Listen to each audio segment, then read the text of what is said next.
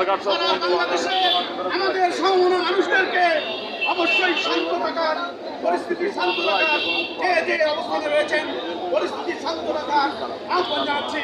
এবং বিশেষ করে যারা এলাকা ভিত্তিকভাবে বিভিন্ন রাজনৈতিক দল করেন সকলকে শান্ত থাকার আহ্বান জানাচ্ছি। এবং কোনো স্থাপনাতে কেউ যেন অতি উৎসাহিত হয়ে না কেউ কিছু করে সেই অনুরোধ জানাচ্ছি।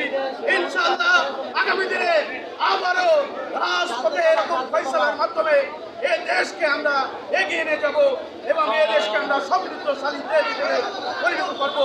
কলাহীন চুরি থেকে লুটপাটকারীদের হাত থেকে আমরা ইনশাআল্লাহ এই দেশকে এগিয়ে নিয়ে যাব।